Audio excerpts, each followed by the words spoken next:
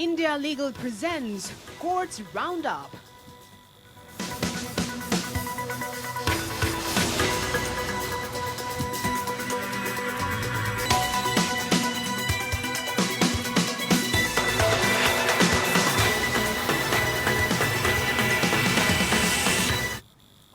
Supreme court उस याचिका पर जल्द ही सुनवाई करेगा जिसमें जम्मू कश्मीर से आर्टिकल 370 हटाने की मांग की गई है।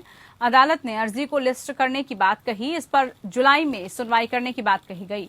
चीफ जस्टिस के सामने जब वरिष्ठ वकील शेख नफाडे ने कहा कि ये आर्टिकल 370 का मामला है, अब तो जम्मू और कश्मीर में लोकसभा और विधानसभा की सीटों का परिसीमन भी चल रहा है। इस पर चीफ जस्टिस ने कहा कि हम देखते हैं।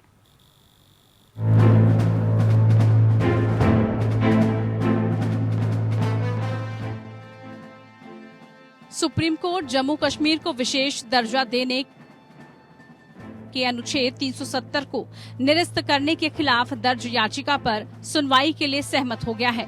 सीजेआई एनवी रमन्ना ने कहा कि वो 370 से जुड़ी याचिकाओं पर सुनवाई के लिए गर्मियों की छुट्टियों के बाद यानी जुलाई में 5 जजों के संविधान पीठ का गठन करने की कोशिश करेंगे।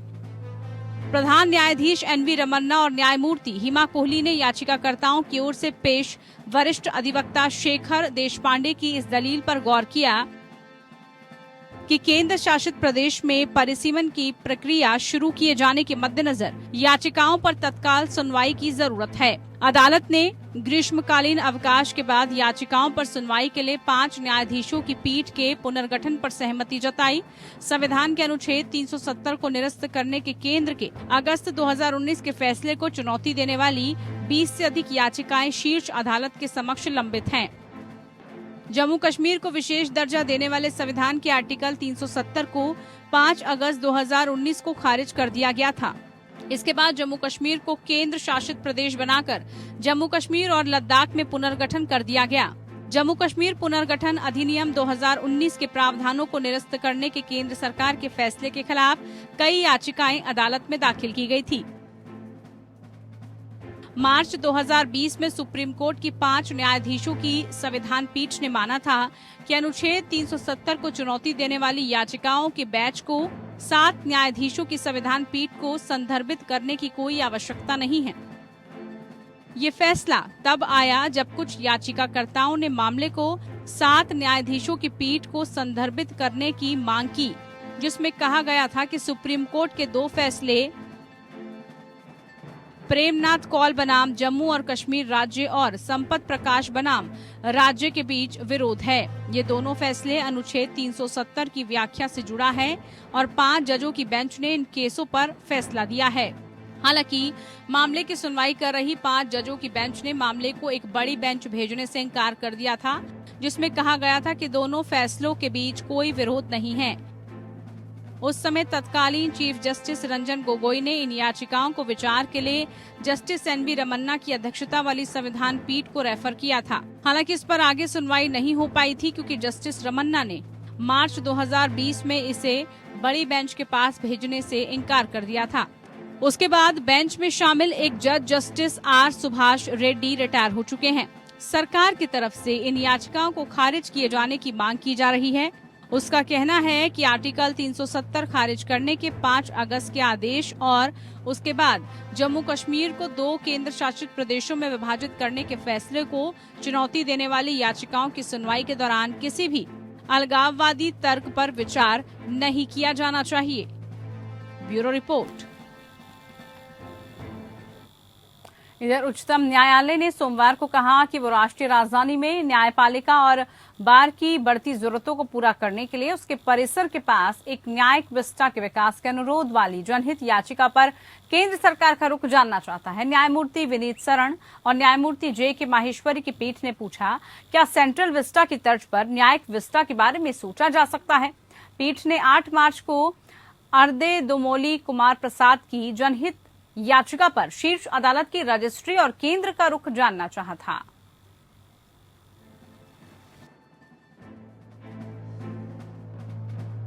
सेंट्रल विस्टा की तर्ज पर सुप्रीम कोर्ट के आसपास जुडिशियल विस्टा के निर्माण की याचिका पर सुनवाई करते हुए अदालत ने इसे व्यवहारिक और तर्क सम्मत बताया है। अदालत ने केंद्र सरकार से कहा है कि सरकार इस मामले पर बताए कि उसका रुख क्या है। कोर्ट ने सॉलिसिटर जनरल तुषार मेहता से सरकार के पक्ष को 1-2 दिनों में रखने का आदेश दिया है। न्यायमूर्ति विनीत सरन और न्यायमूर्ति जे.के. महेश्वरी की पीठ ने पूछा कि क्या सेंट्रल विस्टा की तर्ज पर न्यायिक विस्टा के बारे में सोचा जा सकता है। सेंट्रल विस्टा पुनर्विकास परियोजना राजधानी के लुटियंस जोन में संसद, केंद्र सरकार के अनेक कार्यालयों और अन्य महत्वपूर्ण भवनों के पुनरुद्धार की योजना है। पीठ ने कहा, हम कोई निर्देश नहीं दे रहे हैं कि आप ये कीजिए, ये मत कीजिए, लेकिन हम केवल सरकार का रुख जानना चाहते हैं। कल सॉलिसिटर उपस्थित रहे। पीठ ने 8 मार्च को बार अधिकारी अर्देंदु मौली कुमार प्रसाद की जनहित याचिका पर शीर्ष अदालत की रजिस्ट्री और केंद्र का रुख जानना चाहा था। सुनवाई के दौरान जस्टिस विनीत सरन और जस्टिस जे.के. महेश्वरी की पीठ ने भी जुडिशियल विस्टा प्रोजेक्ट को लेकर सहमति जताते हुए कहा कि अब समय आ गया है कि सेंट्रल विस्टा की तरह ही जुडिशियल विस्टा का भी निर्माण हो। उन्होंने कहा कि चीजें सुनियोजित होनी चाहिए। सुप्रीम कोर्ट बार एसोसिएशन सचिव अर्देंदु मौली प्रसाद ने सुप्रीम कोर्ट में याचिका दाखिल कर सुप्रीम कोर्ट परिसर के आसपास जुडिशियल विस्टा के निर्माण की मांग की है।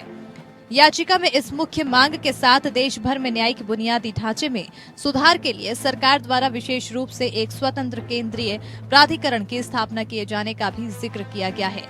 पिछली सुनवाई में भी सुप्रीम कोर्ट ने केंद्र सरकार को नोटिस जारी कर जवाब मांगा था। प्रसाद ने राष्ट्रीय राजधानी में अधीनस्थ अदालतों, न्यायाधिकरणों, दिल्ली उच्च न्यायालय और बार समेत सभी अदालतों की न्यायिक अवसंरचना की बढ़ती जरूरत को पूरा करने के लिए शीर्ष अदालत के परिसरों के पास एक न्यायिक विस्टा के विकास का अनुरोध किया था। जनहित याचिका में अनुरोध किया गया है कि केंद्रीय विधि एवं न्याय मंत्रालय और आवास तथा शहरी मामलों के मंत्रालय को प्रधान न्यायाधीश के प्रशासनिक नियंत्रण में एक केंद्रीय प्राधिकरण के गठन का निर्देश दिया जाए, जो भारत की समेकित निधि से वित्तपोषित हो और न्यायिक अवसंरचना की जरूरतों को पूरा करे। Bureau report, APN। वहीं दिल्ली के सरोजनी नगर में लगभग 200 झुग्गियों के प्रस्तावित विध्वंस पर अंतरिम रोक लगाने के मामले में सुप्रीम कोर्ट ने नोटिस जारी किया। सुप्रीम कोर्ट ने याचिका पर केंद्र सरकार समेत अन्यों को नोटिस जारी किया। सुप्रीम कोर्ट ने कहा कि फिलहाल झुग्गियों को हटाने के लिए कोई एक्शन नहीं लिया जाएगा। दिल्ली हाईकोर्ट ने 4 अप्रैल को सरोजनी नगर स्थित करीब 200 झुग्गियों की बस्ती को खाली कराने का आदेश दिया था। याचिका में दिल्ली झुग्गी पुनर्वास नीति का हवाला दिया गया है, जिसमें स्पष्ट कहा गया है कि 1 जनवरी 2006 से पहले अस्तित्व में आई झुग्गियां बस्तियों को हटाने से पहले उनका पुनर्वास किया जाएगा। दिल्ली के अधिकांश इलाके, खासकर रेलवे पटरियों के पास सैकड़ों की संख्या में झुग्गियां बनी हुई हैं। यही वजह है कि साल 2020 में सुप्रीम कोर्ट ने दिल्ली NCR में 3 महीने के अंदर लगभग 48,000 झुग्गी झोंपड़ियों को हटाने का आदेश दिया था। अपने आदेश में सुप्रीम कोर्ट ने कहा था कि दिल्ली NCR में 140 किलोमीटर लंबी रेल पटरियों के आसपास बनी झुग्गियां हटाई जाएं। कोर्ट ने यह भी निर्देश दिया था कि कोई भी अदालत झुग्गी झोंपड़ियों को हटाने पर स्टे नहीं देगी। जस्टिस अरुण मिश्रा की अध्यक्षता वाली बेंच ने 31 अगस्त को दिए एक आदेश में कहा था कि अगर अतिक्रमण के संबंध में कोई अंतरिम आदेश दिया जाता है जो रेलवे पटरियों के पास किया गया है तो ये प्रभावी नहीं होगा। जब सुप्रीम कोर्ट ने आदेश में कहा था कि ये झुग्गी बस्ती हटाने के लिए चरणबद्ध तरीके से काम किया जाएगा। रेलवे सुरक्षा जोन में सबसे पहले अतिक्रमण हटाया जाए, जो कि 3 महीने में पूरा कर लिया जाए। तो वहीं 2018 में दिल्ली हाई कोर्ट ने भी रेलवे ट्रैक के सेफ्टी जोन से झुग्गियों को हटाने का आदेश जारी किया था। उस दौरान काफी पॉलिटिकल ड्रामा भी हुआ था और सभी राजनीतिक पार्टियां झुग्गी में रहने वाले लोगों के समर्थन में उतर आई थी। उसके बाद सुप्रीम कोर्ट में याचिका दाखिल की गई थी। सुप्रीम कोर्ट ने यह आदेश MC मेहता मामले में दिया था। केंद्र सरकार द्वारा ये बताए जाने पर कि पिछले साल मणिपुर हाईकोर्ट द्वारा 7 रोहिंग्या शरणार्थियों को नई दिल्ली की यात्रा करने की अनुमति दी गई थी। अब उनका कोई पता नहीं चल रहा है। सुप्रीम कोर्ट ने सोमवार को कहा था कि संबंधित अधिकारियों के समक्ष व्यक्ति को पेश करने के लिए जिम्मेदारी याचिकाकर्ता की है। कोर्ट ने हाईकोर्ट के मई 2021 के फैसले पर भी रोक लगा दी, अगर उस पर कार्रवाई नहीं की गई है। कोर्ट ने 3 मई 2021 को मणिपुर हाईकोर्ट के फैसले पर केंद्र की चुनौती पर नोटिस जारी किया, जिसमें म्यांमार के 7 नागरिकों के लिए नई दिल्ली में सुरक्षित मार्ग का आदेश दिया गया था, ताकि उन्हें शरणार्थियों के लिए संयुक्त राष्ट्र उच्चायुक्त से उपयुक्त सुरक्षा प्राप्त हो सके। वहीं जस्टिस A.M. खानविलकर और जस्टिस A.S. ओक की पीठ म्यांमार के 7 नागरिकों से संबंधित मामले में मणिपुर हाईकोर्ट के मई 2021 के फैसले के खिलाफ SLP पर सुनवाई कर रही थी, जिन्होंने अवैध रूप से भारत में प्रवेश किया था और शरणार्थियों के लिए संयुक्त राष्ट्र के उच्चायुक्त से सुरक्षा के लिए नई दिल्ली की यात्रा करने की अनुमति मांगी थी। सोमवार को सॉलिसिटर जनरल तुषार मेहता ने जम्मू से रोहिंग्यों के निर्वासन के मामले में अंतरिम राहत से इंकार करने वाले सुप्रीम कोर्ट के अप्रैल 2021 के आदेश पर भरोसा किया। पीठ ने निम्नलिखित आदेश पारित करने के लिए आगे बढ़े। नोटिस जारी किया जाता है। 6 मई 2022 को वापस करने योग्य नोटिस, इसकी दस्ती के लिए अनुमति दी गई। अपेक्षित निर्णय के संचालन पर रोक बरते उस पर संबंधित प्राधिकरण द्वारा अब तक कार्रवाई नहीं की गई। हमें एसजी द्वारा निर्देशों के आधार पर सूचित किया गया कि संबंधित व्यक्ति अब ट्रेस करने योग्य नहीं है। उस स्थिति में रिट याचिकाओं को संबंधित प्राधिकारी के समक्ष उन्हें पेश करने की जिम्मेदारी लेनी होगी।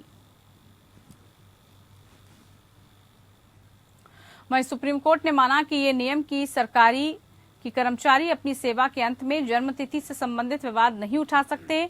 नियोक्ताओं पर भी समान रूप से लागू होता है। जस्टिस DY चंद्रचूड़ और जस्टिस अनिरुद्ध बोस की पीठ ने एक सार्वजनिक क्षेत्र के उपक्रम हिंदुस्तान कॉपर लिमिटेड उस फैसले को रद्द कर दिया, जिसमें एक कर्मचारी को उसकी जन्मतिथि में बदलाव करके VRS लाभ कम करने का फैसला किया गया था। कर्मचारी का रुख ये था कि उसकी जन्मतिथि 1 सितंबर 1949 है। हालांकि स्वैच्छिक सेवानिवृत्ति योजना या VRS के लाभों की गणना के लिए नियोक्ता ने उनकी जन्मतिथि 21 सितंबर 1945 मानी। यदि बाद की तारीख यानी कि 21 सितंबर 1949 को नियोक्ता द्वारा उनकी जन्मतिथि के रूप में स्वीकार किया जाता तो योजना से उसका वित्तीय लाभ अधिक होता, क्योंकि उसका सेवा कार्यकाल लंबा होता। उसने कंपनी की कार्रवाई को चुनौती देते हुए हाईकोर्ट का दरवाजा खटखटाया। वहां असफल होने के बाद उन्होंने सुप्रीम कोर्ट का दरवाजा खटखटाया। हाईकोर्ट ने माना था कि ये साबित करने के लिए कोई रिकॉर्ड नहीं है कि उनकी जन्मतिथि 1949 में थी।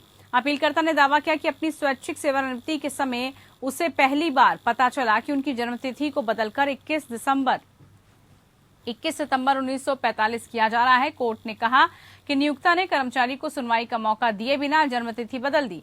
अपील की अनुमति देते हुए न्यायालय ने प्रतिवादियों को VRS के लाभों को अपीलकर्ता की जन्मतिथि 21 सितंबर 1949 मानते हुए विस्तारित करने का निर्देश दिया। इस तरह के लाभ 4 महीने की अवधि के भीतर उसे पहले से भुगतान की गई राशि में भी घटाकर दिए जाएंगे।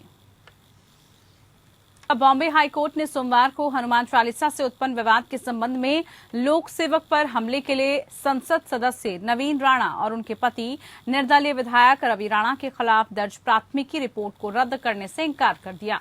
कोर्ट ने कहा कि हम स्पष्ट करते हैं कि मजिस्ट्रेट वर्तमान आदेश में की गई टिप्पणियों से प्रभावित नहीं होंगे और जमानत की सुनवाई अपने गुण दोष के आधार पर करेंगे। जस्टिस PB वराले और SM मोदक की पीठ ने कहा कि 2 घटनाएं और याचिका खारिज करने योग्य है। दंपति ने ये कहते हुए उच्च न्यायालय का दरवाजा खटखटाया था कि लोक सेवक के हमले का मामला घटना के संबंध में दर्ज की गई दूसरी प्राथमिकता है और याचिकाकर्ताओं को परेशान करने और उन्हें जमानत देने से इंकार करने के लिए थी। इससे पहले उनके खिलाफ देशद्रोह की प्राथमिकी दर्ज की जा चुकी थी। न्यायालय ने मुख्यमंत्री उद्धव ठाकरे के आवास के सामने हनुमान चालीसा का पाठ करने की धमकी देने वाली याचिकाकर्ताओं के आचरण पर भी आपत्ति जताई। कोर्ट ने यह भी कहा कि एक अन्य मामले में उसका पूर्व का आह्वान कि राजनीतिक विरोधियों के बीच सौहार्दपूर्ण संबंधों के रास्ते में विचारधाराओं और राजनीतिक विश्वासों में अंतर नहीं आना चाहिए, उसको अनदेखा किया गया। दिल्ली के मुख्यमंत्री अरविंद केजरीवाल के आवास के बाहर तोड़फोड़ और उपद्रव को लेकर दिल्ली हाईकोर्ट ने पुलिस की कार्यशैली और इंतजामों पर गहरी चिंता जाहिर की। सोमवार को इस मामले की सुनवाई करते हुए हाईकोर्ट ने कहा कि एक संवैधानिक पदाधिकारी के आवास पर हुई घटना बेहद परेशान करने वाली स्थिति है। प्रदर्शनकारियों द्वारा तोड़े गए 3 बैरिकेड्स के बाद आपको अपने कामकाज और बंदोबस्त पर गौर करने की जरूरत है। वहां कोई भी हो सकता था। दिल्ली हाईकोर्ट ने कहा कि बंदोबस्त के संबंध में दिल्ली पुलिस द्वारा दायर की गई स्टेटस रिपोर्ट से वो संतुष्ट नहीं है। हाई कोर्ट ने दिल्ली पुलिस को अपनी स्टेटस रिपोर्ट सील बंद लिफाफे में कोर्ट में दाखिल करने को कहा। इसके अलावा हाई कोर्ट ने यह भी कहा कि भविष्य में मुख्यमंत्री अरविंद केजरीवाल की सुरक्षा में चूक न हो, सुरक्षा को लेकर सिक्योरिटी रिव्यू किया जाए। दिल्ली हाई कोर्ट मामले की सुनवाई के दौरान दिल्ली सीएम के आवास पर हुए हमले पर चिंता जाहिर करते हुए कहा कि ये बेहद परेशान करने वाला मुद्दा है कि किसी संवैधानिक पद पर बैठे व्यक्ति के घर पर हमला हो जाए। हाईकोर्ट ने दिल्ली पुलिस की स्टेटस रिपोर्ट और घटना वाले दिन दिल्ली पुलिस की बंदोबस्त से असंतुष्टि जाहिर की। हाईकोर्ट ने सीएम की सुरक्षा के बंदोबस्त पर भी नाराजगी जाहिर की और दिल्ली पुलिस की कार्यवाही पर भी चिंता जाहिर करते हुए कहा कि इस घटना में दिल्ली पुलिस की लापरवाही है। साथ ही हाईकोर्ट ने कहा कि हम चाहते हैं कि दिल्ली पुलिस कमिश्नर खुद इस मामले की देखे और इस पर एक रिपोर्ट दाखिल करे। दिल्ली पुलिस की ओर से पेश हुए additional solicitor general Sanjay Jain ने कहा कि जांच जारी है, सीसीटीवी कैमरों के विभिन्न एंगल की फॉरेंसिक जांच की जाएगी और फिर एक उचित तस्वीर सामने आएगी। इस मामले में हाई लेवल पर जांच की जाएगी। दिल्ली पुलिस की ओर से पेश एएसजी संजय जैन का कहना है कि आरोपियों की पहचान कर ली गई है और 41A नोटिस जारी किए गए हैं। मद्रास हाईकोर्ट ने स्कूल शिक्षा विभाग को स्कूलों और शैक्षणिक संस्थानों में धार्मिक कपड़े और सामान पहनने से छात्रों को प्रतिबंधित करने के निर्देश देने के लिए दायर याचिका को खारिज कर दिया।